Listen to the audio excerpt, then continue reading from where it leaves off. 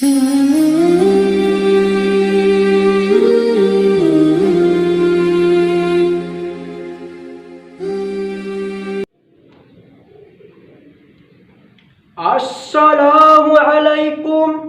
warahmatullahi wabarakatuh. Alhamdulillahilladzi ja'ala aqidah wa ja'ala qur'ana imamah wa ja'ala Rasulullah sallallahu alaihi wasallam uswatun hasanah wa ja'ala Indonesia bil Pancasila wa undang-undang dasar falsafah wa Sabang sampai Merauke asasah wa negara Indonesia dilanda musibah corona wa Bapak Presiden Joko Widodo wa Kiai Ma'ruf Amin ala ladulatin thayyibah amma ba'd. Yang saya hormati para dewan juri yang santun dan berbudi, para peserta lomba generasi bangsa Indonesia.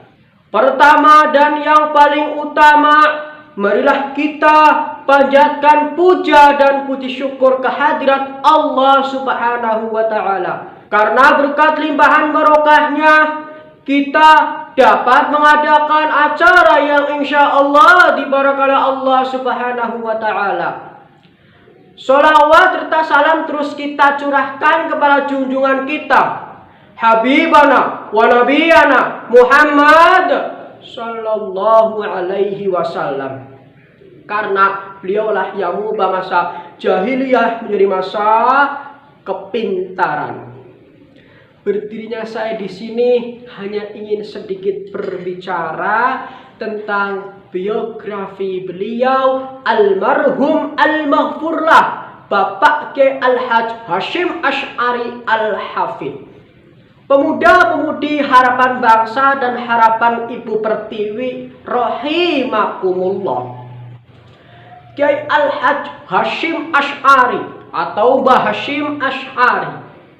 Beliau dilahirkan di Jombang, Jawa Timur pada tanggal 24 Februari atau 24 Dzulqa'dah tahun 1871 atau tahun 1287. Beliau Mbah Hasyim Asy'ari dilahirkan dari pasangan Kiai Asy'ari dan ibunya Hajjah Halimah, yang dimana Kiai Asy'ari masih keturunan ke-9 dari Syekh Maulana Ishaq. Berarti Mbah Hasyim Asy'ari keturunan ke-10 dari Sunan Ampel atau Syekh Maulana Ishaq, yang dimana Syekh Maulana Ishaq mempunyai anak Syekh Ainul Yakin atau yang kita kenal Sunan Giri. Sunan Giri mempunyai anak Pangeran Jakatingkir Kesatria atau Syekh Abdurrahman. Syekh Abdurrahman kemudian mempunyai anak Syekh Abdul Halim. Syekh Abdul Halim mempunyai anak Syekh Abdurrahman atau Pangeran Sambat Baghdad. Pangeran Sambat Baghdad mempunyai anak Kiai Abdul Halim. Kiai Abdul Halim mempunyai anak Kiai Abdul Wahid. Kiai Abdul Wahid mempunyai anak Kiai Anusarwo. Kiai Anusarwo mempunyai anak Kiai Asy'ari. Dan Kiai Asy'ari kemudian mempunyai anak seorang rajul ummah, yaitu Kiai Al-Hajj Hasyim Asy'ari. Beliau masih keturunan ke-10 dari Sunan Ampel. Sejak kecil beliau Kiai Hasyim Asy'ari belajar kepada ayahnya Kiai Asy'ari dan belajar kepada kakeknya Kiai Usman yang termasuk pengasuh pondok pesantren Gedangan di Jombang, Jawa Timur. Pada usia 13 tahun atau tepatnya ketika tahun 1884, beliau Mbah Hasyim Asy'ari mampu mengajar di pesantren ayahnya. Pada waktu usia beliau 16 tahun atau tepatnya pada tahun 1887, beliau Mbah Hasyim Asy'ari keluar dari pesantren ayahnya ke pesantren yang lainnya untuk belajar ilmu agama. Salah satunya beliau belajar di pesantren Siwalan. Beliau belajar di pesantren Langitan Tuban Kiai Abdullah Faqih. Beliau belajar di pesantren Kademangan Bangkalan yang merupakan pesantren Syekhona Mbah Khalil Bangkalan Madura. Beliau Mbah Hasyim Asy'ari belajar di pesantren-pesantren Jawa selama 5 tahun. Dan tepatnya pada waktu beliau berusia 21 tahun, beliau dijodohkan dengan salah satu putri beliau, Kiai Yakub, yang termasuk kiai beliau, yaitu Ning Khadijah. Ning Khadijah istri beliau yang dilahirkan dari pasangan Kiai Yakub, yang dimana Ning Khadijah adalah istri beliau. Beliau Mbah Hasyim Asy'ari menikah dengan Ning Khadijah, dan setelah menikah Mbah Hasyim Asy'ari kemudian pergi ke Mekah untuk menunaikan ibadah haji. Setelah pulang dari Mekah ke tanah air Indonesia pada usia 23 tahun, Mbah Hasyim Asy'ari pergi kembali ke Mekah untuk mempunyai harapan atau menunaikan tugasnya mencari ilmu. Mbah Hasyim Asy'ari mencari ilmu di Mekah selama kurang lebih 5-6 tahun.